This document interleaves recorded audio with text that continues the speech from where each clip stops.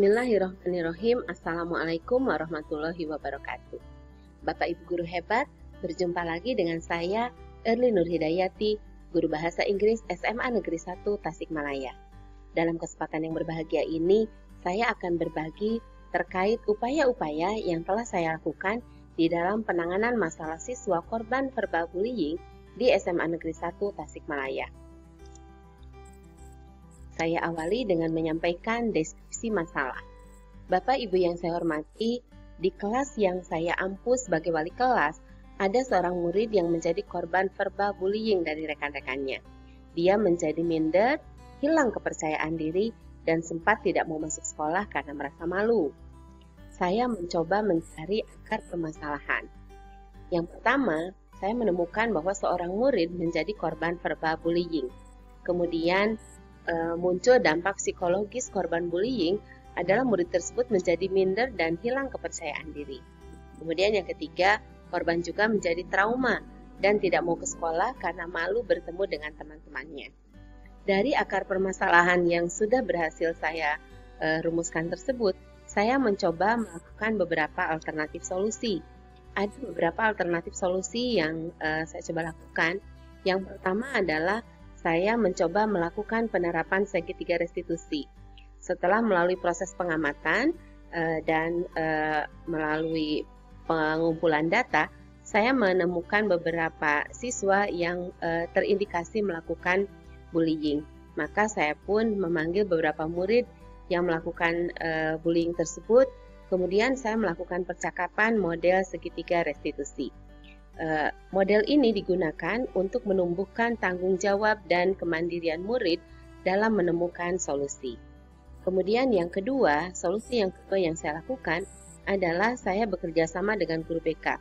Saya menggandeng guru BK untuk dilibatkan dalam pendampingan korban bullying. Kemudian yang ketiga, saya melakukan pendampingan kepada korban. Dilakukan pendekatan dan penguatan kepada korban bahwa dia tidak sendiri. Ini sangat penting bahwa dia merasa ada orang yang membersamainya. Kemudian alternatif solusi yang keempat, saya melakukan penguatan konsep sekolah ramah anak atau bebas bullying. Dengan menerapkan konsep sekolah ramah anak yang anti bullying, terutama saya kuatkan di kelas yang saya bina di wali kelas, yang saya menjadi wali kelas. Bapak Ibu guru hebat, selanjutnya dari alternatif-alternatif solusi yang saya coba lakukan tersebut, hasil pemecahan masalahnya adalah pertama, kepercayaan diri korban. Kepercayaan diri korban kembali meningkat, meski tidak drastis, tetapi pelan tapi pasti begitu. Sedikit demi sedikit kepercayaan diri korban kembali dan memang butuh waktu untuk pulih seperti semula. Kemudian hasil yang kedua adalah saya merasakan bahwa ekosistem sekolah semakin membaik. Kesadaran murid-murid lain akan dampak dari bullying semakin meningkat. Kemudian, yang ketiga adalah adanya kampanye anti-bullying. Dilakukannya kampanye anti-bullying di sekolah dengan misalnya membuat poster-poster anti-bullying. Kemudian di beberapa kesempatan Bapak Ibu wali kelas di kelas-kelasnya memberikan penguatan terkait dampak negatif dari bullying ini. Sumber rujukan yang saya coba pelajari pada saat saya menangani permasalahan ini adalah saya membaca sebuah jurnal yang berjudul Bullying di Sekolah, Pengertian, Dampak, Pembagian, dan Cara Menanggulanginya. Penulis dari jurnal ini adalah Kusumasari Kartika Himadarmayanti, Farida Kurniawati, dan Dominikus David Biondi Situmorang. Jurnal ini dimuat pada Pedagogia Jurnal Ilmu Pendidikan Universitas Pendidikan Indonesia atau UPI Bandung. Dalam jurnal tersebut, saya menemukan definisi bullying.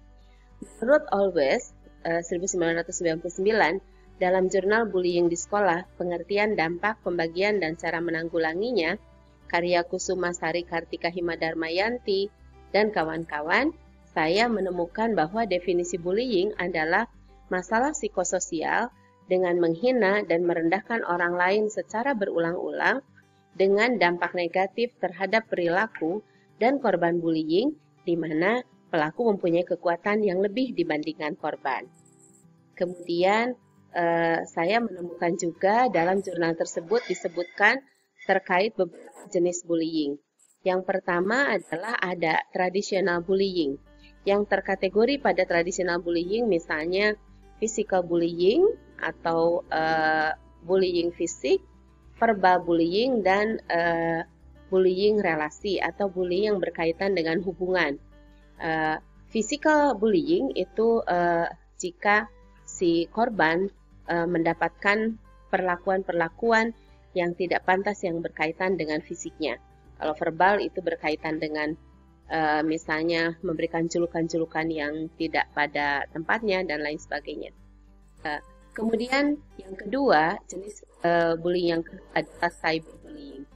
Cyberbullying adalah bullying yang dilakukan kepada orang lain melalui email, SMS, chatroom, di situs web, atau melalui pesan digital atau gambar yang dikirimkan ke telepon seluler.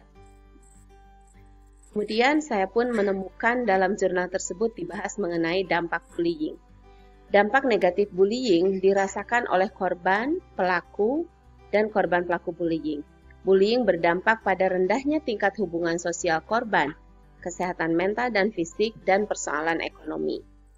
Beberapa contoh dampak negatif bullying yaitu kondisi fisik yang sakit atau physical bullying, gangguan kecemasan, trauma, permasalahan prososial, hiperaktif, tingginya tingkat depresi, rendahnya well-being, gangguan kepribadian antisosial, putus sekolah, bahkan bisa sampai terjadi bunuh diri.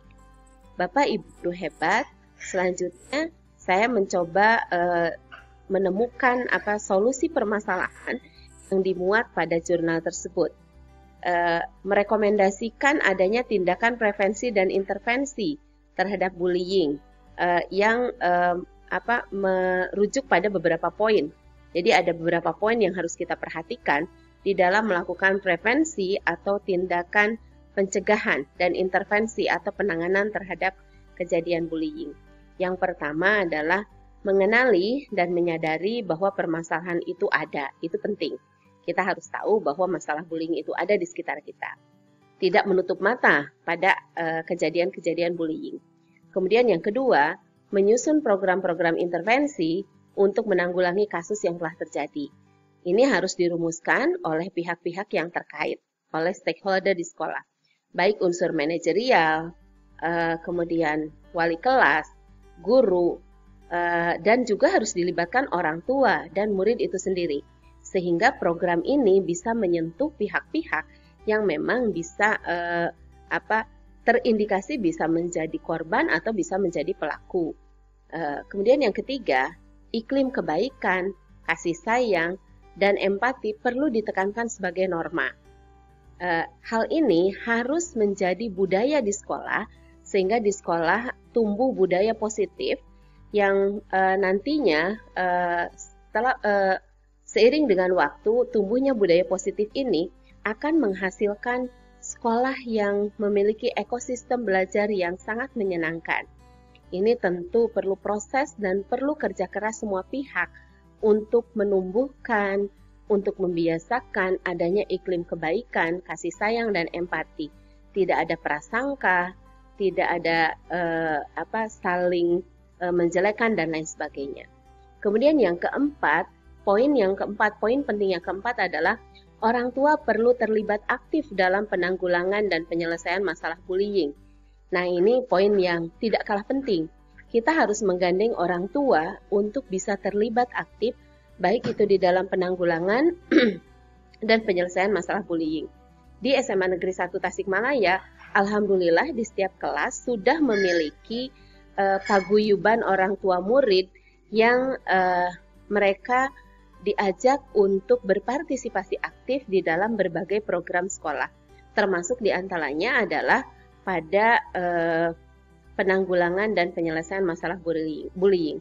Peran orang tua ini menjadi sangat penting agar permasalahan ini bisa tertanggulangi dengan baik. Bapak Ibu guru hebat, itu yang bisa saya sampaikan terkait upaya-upaya yang telah saya lakukan di dalam menangani permasalahan verbal bullying, khususnya di kelas yang saya ampu di SMA Negeri 1 Tasikmalaya. ada beberapa quotes yang ingin saya kuatkan dalam kesempatan ini. Yang pertama adalah, you never look good trying to make someone else look bad. And then the last one adalah, my pain may be the reason for somebody's love, but my love must never be the reason for somebody's pain. Demikian yang dapat saya sampaikan, semoga bermanfaat. Terima kasih atas segala perhatiannya. Assalamualaikum warahmatullahi wabarakatuh.